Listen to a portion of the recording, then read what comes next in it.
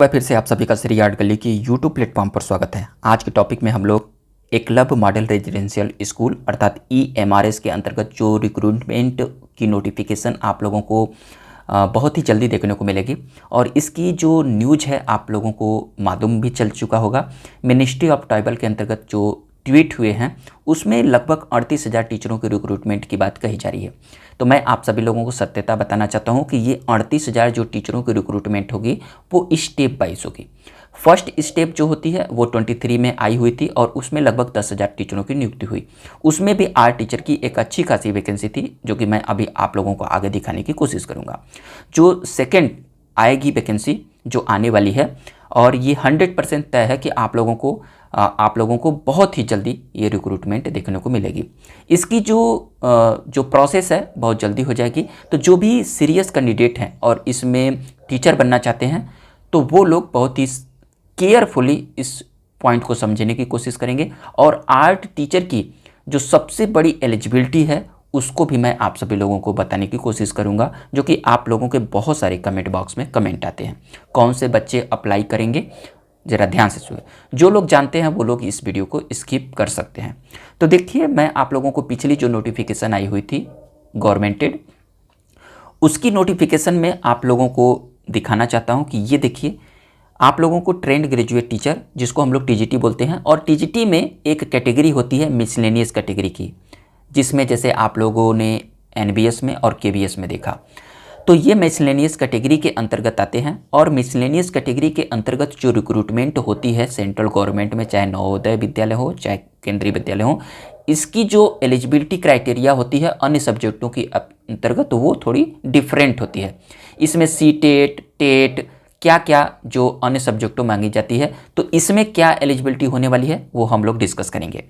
तो देखिए, जो मिसलेनियस कैटेगरी के अंतर्गत जो आते हैं जो टीचर, वो उसमें म्यूजिक के टीचर आते हैं, आर्ट के टीचर आते हैं, PT मेल, PT फीमेल और लाइब्रेरियन के आते हैं।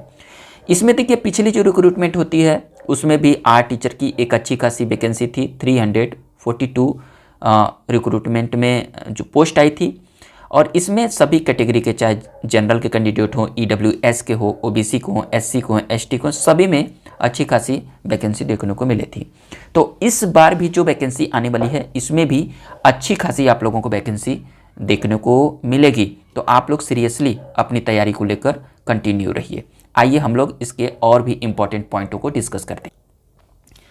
हम लोग इसके पे लेवल के ऊपर डिस्कस कर लें। तो देखिए, मिसलेनियस कैटेगरी के अंतर्गत जितने भी जो सब्जेक्ट आते हैं उनकी जो पे लेवल होती है वो 6 ग्रेड पे की ये होती है, अर्थात आप लोगों की सैलरी 35,400 से 1,01,24 आप लोगों को देखने को मिलेगी।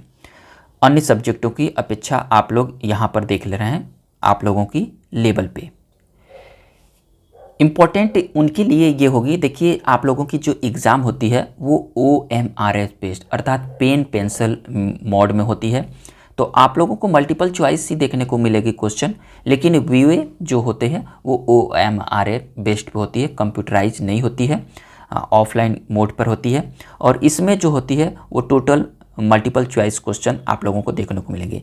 इसमें जो एग्ज़ाम में जो आप लोगों को क्वेश्चनों की टाइप देखने को मिलेगी, एग्ज़ाम पैटर्न की बात करें तो इसमें 120 क्वेश्चन आते हैं, लैंग्वेज कॉम्पिटिटिव के 30 क्वेश्चन आप लोगों को देखने को मिलेगी और आप लोगों को जो समय दिया जाता है वो 3 घंटे का मिलेगा। उस सब्जेक्ट में 120 क्वेश्चन में आप लोगों को बहुत अच्छी बात है कि जनरल अवेयरनेस के 10 क्वेश्चन मिलते हैं, रीजनिंग एबिलिटी के 10 क्वेश्चन आते हैं, ICT से 10 क्वेश्चन आते हैं और टीचर एप्टीट्यूड के भी 10 क्वेश्चन आते हैं। सबसे इंपॉर्टेंट पॉइंट है कि अपने सब्जेक्ट से जो क्वेश्चनों की संख्या होती है वो टोटल 80 क्वेश्चन देखने को मिलते हैं और उसमें भी क्या क्या आप लोगों को डिफाइन करना होता है ये होती है। और 30 क्वेश्चन जो होते हैं वो लैंग्वेज के होते हैं और इसको पास करना इंपॉर्टेंट होता है। हम लोग डिस्कस करेंगे इसकी एलिजिबिलिटी के बारे में। सबसे ज़्यादा क्यूरी होती है आर्ट टीचर की एसेंशियल क्वालिफिकेशन को लेकर, तो मैं आप लोगों को यहाँ पे डिफाइन करूँगा, ज़रा केयरफुली समझने की कोशिश करिएगा। और आप लोगों के जो सवाल होते हैं, जो टेक्निकल आर्ट के कैंडिडेट, डिप्लोमा और फाइन आर्ट के candidate, BA drawing and painting के कैंडिडेट क्या इसमें एलिजिबल होंगे, तो मैं आप लोगों को दिखाने की कोशिश करूँगा। ये देखिए, एथेंटिक जो भी आप लोगों को एसेंशियल क्वालिफिकेशन है, मैं आप लोगों को दिखाऊंगा। इसमें किसी प्रकार की कोई लाग लगपेट की बात नहीं की जा रही है, ये टीजीटी 8 की है।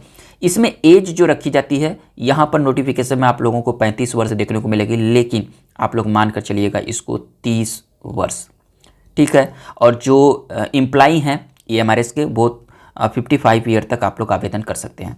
इसमें जो सेंट्रल गवर्नमेंट की SC ST OBC को जो रिलैक्सेशन मिलता है एज में, वो आप लोगों को मिलेगा। अब सबसे ज़्यादा जो सवाल पुटअप किया जाता है इसके क्वालिफिकेशन को लेकर, तो जो रिक्रूटमेंट पिछली बार आई थी, इसमें जो क्वालिफिकेशन रखा गया था वो डिग्री इन फाइन आर्ट और क्राफ्ट फ्रॉम रिकग्नाइज्ड यूनिवर्सिटी। कहने का तात्पर्य है कि आप लोग तभी आवेदन करिएगा जब आपके पास फाइन आर्ट और क्राफ्ट में आप लोगों के पास डिग्री होगी, और वो डिग्री फाइन आर्ट कहने का तात्पर्य कि आप लोगों के ने पेंटिंग में किया है, स्कल्पचर में किया है, अप्लाइड आर्ट्स में किया है, कमर्शियल आर्ट में किया है, तो आप लोग अप्लाई कर सकते हैं, इसमें कोई ऑब्जेक्शन नहीं है। लेकिन आप लोगों के पास डिग्री होनी चाहिए। लेकिन जैसे आप लोग, इसका एग्जाम्पल होगा, जैसे BFA के कैंडिडेट और MFA के कैंडिडेट, ये सभी कैंडिडेट अप्लाई करेंगे, ठीक है। इसमें और भी कौन से कैंडिडेट अप्लाई कर सकते हैं, तो आप लोगों ने जो फाइन आर्ट्स में B.Ed डिग्री किया है, मतलब आप लोगों ने फाइन आर्ट में B.Ed डिग्री किया है, B.Ed में आप लोगों ने फाइन आर्ट पढ़ा है, तो आप लोग अप्लाई कर सकते हैं। ये 2 एसेंशियल क्वालिफिकेशन आप लोगों को EMRS में देखने को मिलेगी। देखिए पिछली बार क्या होता है, बहुत ही निराशा की बात होती है, जो बच्चे मेहनत करके वहाँ तक पहुँचते हैं, लेकिन जो DB हुई थी पिछली बार की वैकेंसी में, तो इस DB में किनको बाहर कर दिया गया था, जैसे BA ड्राइंग एंड पेंटिंग के candidate, MA drawing and painting के कैंडिडेटों को डॉक्यूमेंट्स वेरिफिकेशन नहीं कराया गया था, रोक दिया गया था, जैसे केंद्रीय विद्यालय और नवोदय विद्यालय में किया जाता है। तो ये जितनी भी रिक्रूटमेंट होती है, ये सारी सेंट्रल गवर्नमेंट के रूल रेगुलेशन को फॉलो करती है। तो यहाँ पर आप अपने पैसे को और अपने टाइम को बचाने की कोशिश करिएगा। BA ड्राइंग एंड पेंटिंग के कैंडिडेट अप्लाई नहीं करेंगे। पुटअप किया जाता है कि टेक्निकल आर्ट के कैंडिडेट, जो यूपी में टेक्निकल आर्ट के बच्चे होते हैं, वो लोग सवाल करते हैं, तो वो लोग इस वैकेंसी में अप्लाई नहीं कर पाएंगे, अर्थात प्राविधिक कला के जो बच्चे हैं वो अप्लाई नहीं करेंगे, नहीं तो उनका टाइम और पैसे सभी वेस्ट जाएंगे। और जितने भी जो डिप्लोमा के कैंडिडेट हैं, तो वो डिप्लोमा के कैंडिडेट ज़रा ध्यान से सुनेंगे। जैसे आप लोग 5 ईयर का अगर आप लोगों ने रेगुलर बेस पर डिप्लोमा किया है, तो आप लोग अप्लाई ज़रूर करिएगा। और एक सवाल आप लोगों के आता है जो चंडीगढ़ यूनिवर्सिटी की जो डिग्री को लेकर, तो पिछली बार इनको भी रोका गया था, चंडीगढ़ की डिग्री को।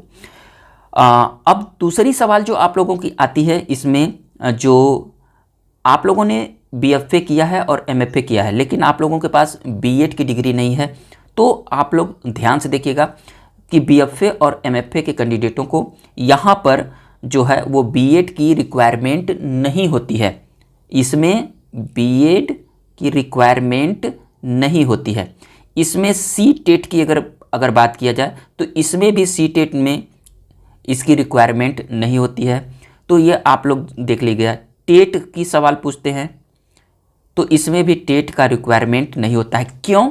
क्योंकि मैंने आप लोगों को पहले ही बताया कि जो हमारी TGT के अंतर्गत जो मिसलेनियस के अंतर्गत जितने भी टीचरों की नियुक्ति होती है, जैसे म्यूजिक हुए, फाइन आर्ट हुए, PET मेल हुए, PET फीमेल हुए, लाइब्रेरियन की, तो इस वैकेंसी में क्या होती है कि B.Ed का, CTET का, टेट का कोई रिक्वायरमेंट नहीं होता है। बार बार मैं कह रहा हूँ, रिक्वायरमेंट नहीं होता है। लेकिन अगर आप लोगों ने B.Ed किया है, CTET क्वालिफाई हैं, टेट क्वालिफाई हैं, तो आप लोग लगाइएगा, आप लोगों को बेनिफिट मिलेगा। अगर आप लोगों ने B.Ed किया है और उसमें फाइन आर्ट पढ़ा है, तो ये आप लोगों की इम्पॉर्टेंट है, आप लोग अप्लाई कर सकते हैं। तो ये आप लोगों के जो सवाल होते हैं उसके मैंने आप लोगों को जवाब दिए। और जो भी आप लोगों की क्यूरी और भी कुछ होगी इसको लेकर, तो आप लोग इस वीडियो के डिस्क्रिप्शन में मेरे इंस्टाग्राम और टेलीग्राम का लिंक है, आप लोग कमेंट बॉक्स में कमेंट करेंगे, मुझसे पर्सनली मिलकर जुलकर आप लोग अपनी क्यूरी को सॉल्व कर सकते हैं। और भी कोई चीज़ जाननी हो तो आप लोग इस वीडियो के कमेंट बॉक्स में कमेंट करिएगा। और इसका जो नोटिफिकेशन है आप लोग मेरे टेलीग्राम चैनल से ले सकते हैं। तो ये एक इम्पॉर्टेंट पॉइंट थी। आप लोग सीरियसली जो भी डिग्री रखते हैं वो लोग कैंडिडेट अप्लाई करने के लिए तत्पर हो जाए और अपनी एग्ज़ाम के लिए कंटिन्यू लगे रहें। हम लोग इस चैनल पर fine art, history of Indian art, western art सारी प्रोडक्ट को हम लोग कवर करते हैं। तो आप लोग इस चैनल से जुड़कर अपनी स्टडी को एक नेक्स्ट लेवल पर कर सकते हैं। थैंक यू दोस्तों। वीडियो पसंद आए तो प्लीज़ लाइक करिएगा, अधिक से अधिक दोस्तों में शेयर करिएगा।